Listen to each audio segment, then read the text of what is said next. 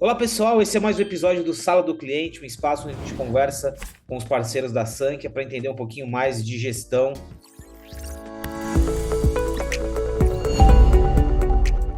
E hoje eu vou receber o Giovannini Calderari, ele é diretor da Cageo Distribuidora, que vai contar um pouquinho para a gente a relação que ele tem com a Sankia e como que tem sido essa transformação do ponto de vista de gestão. Giovannini, bem-vindo ao Sala do Cliente, viu? Obrigado por ter você aqui. Oi, Luiz, que isso, eu que agradeço aqui por estar participando aí do quadro Sala do Cliente. Luiz, falar um pouquinho da nossa história. A gente é uma empresa de distribuição e a gente atua no mercado pet, no estado de Rondônia. A gente é uma empresa bem antiga, tem mais de 20 anos, né? Porém, foi uma empresa muito familiar, a gente sempre levou as coisas bem pequeno, então o nosso pai, quando fundou a empresa, foi fazendo as coisas no braço mesmo. Porém, há 5 anos atrás, eu e meu irmão assumiu a gestão da empresa e a gente viu que precisava se profissionalizar, modernizar algumas coisas e a gente começou algumas mudanças. E quando foi há 3 anos atrás, em 2021, a gente começou a usar o Sankia. A gente procurando ferramentas para se modernizar e profissionalizar, viu que seria de extrema importância ter um parceiro com RP robusto. E a gente escolheu a Sankia. Cara, antes de explicar um pouquinho como que foi, né, a implantação e tal, o que que você percebia na operação de vocês que dava para melhorar a partir de um sistema de gestão que vocês faziam de um jeito antes e com a tecnologia vocês melhoraram a forma de fazer? Falhas que a gente tinha era na questão de que a gente começou a contratar vendedor, aí tinha problema de passa pedido por um aplicativo, chega aqui, tinha que digitar dentro do nosso ERP que a gente usava antes, porque não tinha uma integração, aí digitava errado pela pessoa que estava ali nessa parte do faturamento. Como a gente é uma distribuidora e tem um mix muito grande, a gente tinha outro problema. Ia para separação, aí tem vários produtos parecidos também, então acontecia de separar errado, mandar produto errado, isso aí só ia descobrir quando chegava lá no cliente, ele reclamava, às vezes, não foi isso que eu pedi, ou então, às vezes ele pediu certo e a gente acabava mandando errado aqui, porque era tudo feito praticamente manual, né? Então isso aí era uma dificuldade que a gente tinha bem, bem forte aqui. É interessante que é um desafio que puxa várias coisas, né? É sobre a relação com o cliente que você melhora, redução de custo, devolução e por aí vai. Real, não era só um problema, é porque a gente tinha um cliente insatisfeito na ponta, também insatisfeito porque estava vendendo uma coisa e às vezes a gente com dificuldade não entregava exatamente aquilo. A equipe interna aqui era difícil a gente contratar alguém para ficar no faturamento, que tinha muita responsabilidade na hora de digitar um a um do que o vendedor passava. Até para um estoquista, que teoricamente era para ser um trabalho simples, exigia ter muita atenção e muito conhecimento, que era muito fácil errar, né? Realmente era problema em várias áreas. Falou 5 anos já, né? Como que foi num primeiro momento, quando você faz essa transição, que você passou a ser parceiro, começa a ter contato com as ferramentas, vai juntando todos os colaboradores de vocês também para eles entenderem, né, a importância de mudar alguns processos? Como que foi? Tem o desafio de que tudo que é novo a gente precisa se dedicar e entender praticamente do zero ali, né? Mas eu acredito que o que fez dar muito certo foi, primeiro, o fato da gente mostrar que assim que passasse esse primeiro momento de implantação ali, da gente ter que pegar as novas rotinas, a gente teria um trabalho muito mais fluido. Mostrando essa visão de futuro de que as coisas iriam ficar bem mais fácil, gerou um comprometimento do time. E o que ajudou bastante também, outros 2 pontos, a gente conseguir ir implementando coisas, vamos dizer, à parte. A gente primeiro falou, vamos para o operacional que não pode parar, e a gente aprendeu aquilo e dominou aquilo. E depois a gente precisava ir fazendo ajustes. Eu acho que seria interessante nessa rotina a gente ter tal função, imprimir isso, fazer aquilo, e a gente pôde ir ajustando depois as outras partes que iriam melhorar mais ainda a nossa gestão, né? Então isso ajudou muito. A gente não foi obrigado a colocar tudo de uma vez a nossa ideia. A gente pôde ir colocando conforme tem melhorias que a gente fez há poucos meses, tem melhorias que fez há um ano atrás, tem melhoria que fez há dois. A gente foi implementando o que precisava. Eu acho que isso aí foi muito importante. Porque se a gente pega uma ferramenta robusta, igual é o sistema de vocês, e tentasse colocar tudo de uma vez, poderia até atrapalhar ou dificultar. E a segurança também da gente saber que daqui para frente tem coisas que a gente quer melhorar e que eu sei que o sistema já atende, a gente já está rodando nele. Então, para a gente começar a executar essa outra melhoria, é só virar uma chave. Então, acho que isso aí foi muito importante para a gente também. Giovanni, interessante isso que você falou, porque muitos outros clientes se identificam com isso, né? Quando você faz uma transição, ou quando você adota uma tecnologia, você precisa entender o tempo da sua própria empresa, né? Não adianta você tem o tempo, o momento é importante para você conseguir fazer as coisas certas. Isso é bem interessante o que você fala em relação ao tempo, né? Entender qual é o ritmo de vocês também, né? Exatamente. Inclusive, apesar da gente já ter feito várias melhorias e customizações para ajudar a gente já tem conversa para nos próximos meses implementar mais algumas coisas que a gente precisa. E é bom saber que o parceiro que a gente tem no RP pode atender nisso. Porque antes a gente pegava um simples para atender na hora, e se eu quisesse, poxa, eu quero controlar lote e validade.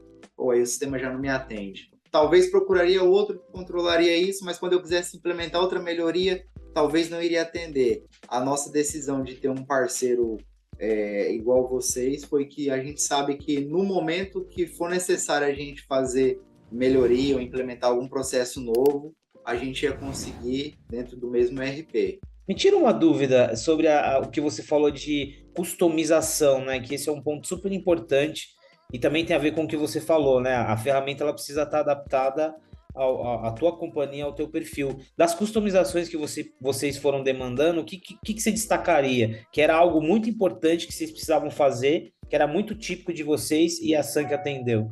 Vamos lá, no começo, esse é uma coisa que a gente já precisou desde o início. A gente tem mais de um CNPJ, então ser multi-empresas era algo imprescindível, precisaria ser. E tinha uma particularidade ainda que uma das nossas empresas é de um produto à pronta entrega. Então eu precisaria controlar o que o meu vendedor tem do que ele anda no carro dele, né? E que quando ele fizesse a venda, a gente conseguisse baixar do estoque que está com ele esses produtos e controlar o estoque de cada vendedor nosso, né? Foi uma coisa que a Sankia conseguiu atender a gente. Que essa customização tem muito a ver com flexibilidade, que a gente sempre fala aqui, né? E até o exemplo que você deu de ter no mesmo sistema algo que atenda a várias necessidades é muito importante. Flexibilidade é uma palavra importante aqui. E cada um tem uma necessidade, né? Vocês têm um perfil, têm uma necessidade. Quando você muda de segmento ou de companhia, isso também. Agora, falando um pouquinho sobre. Daqui a pouco eu vou falar sobre o que vocês pretendem para o futuro, né? O que existe de demanda para o futuro. Agora, em termos de resultado ainda, você já deu alguns exemplos do quanto melhorou, mas o que mais você pode destacar em termos de eficiência, melhora na venda, na relação com o cliente, outros resultados dessa parceria? Certo. Acredito que dos nossos processos, assim, o que a gente ganhou eficiência foi na questão separação de pedido, principalmente o pessoal do estoque ali. Hoje a gente tem muito próximo do zero, questão de enviar pedido errado. Isso daí, quando acontece, sei lá, uma vez a cada 2 meses, a gente vai puxar e aí a gente consegue até rastrear e entender o que aconteceu de errado quando alguns dos nossos colaboradores acaba descumprindo algum processo padrão que a gente implementou, né? Principalmente na conferência por código de barras e etc. Então, pode dizer que a gente praticamente acabou com o envio de pedido errado. Isso aí foi muito importante para a gente, que muitas vezes o cliente não vai falar diretamente assim, eu evito comprar de você porque a mercadoria não vem o que eu peço ou porque costuma ter erro. Mas a gente sabe que, na prática, isso acontecia. Então, a gente conseguiu resolver de vez esse problema. Isso aí foi um ponto bem, bem importante. Vamos lá, Luiz. Outro ponto que ajudou bastante a gente foi na questão de remessas e retornos bancários, né? Esse EDI bancário. A gente conseguiu melhorar também a rapidez, que antes era feito baixas tudo manual, e a gente hoje já faz tudo automático, né, através de remessa e retorno, assim evitando vários problemas, como às vezes a gente cobrar um cliente que não estava devendo, ou mandar um relatório de cobrança com títulos que já estavam liquidados, e ter esse atraso assim nessa comunicação financeira. Isso foi algo que a gente conseguiu também ter uma grande melhoria. Para quem está fazendo a gestão do negócio, como você disse, né? Quem está olhando o macro, não só um processo específico, mas olhando tudo que está acontecendo, o quanto que ajuda também. Você ter ali um lugar centralizado, uma informação que você consegue acompanhar em tempo real, o quanto que ajudou para você como gestor? Ah, isso daí é uma coisa muito importante para a gente, né? Ter todas as informações disponíveis para cada decisão. Quanto mais informação a gente tem, mais assertiva a gente consegue tomar a decisão, né? Por exemplo, quando a gente usa análise de giro, acabou aquele negócio de fazer uma compra no eu acho, e aí agora a gente faz uma coisa mais dentro da nossa realidade, e a gente só consegue isso porque tem esses dados aí na mão, né? Na questão da área comercial também, como eu fui vendedor, então a área comercial é uma parte que eu tenho muito carinho por ela. Para a gente montar uma meta, para a gente colocar um racional no que a gente está propondo para o time ali, os números ajudam demais. Quando diferente da gente chegar aqui e falar para um vendedor, você tem uma meta de X esse mês, é uma coisa.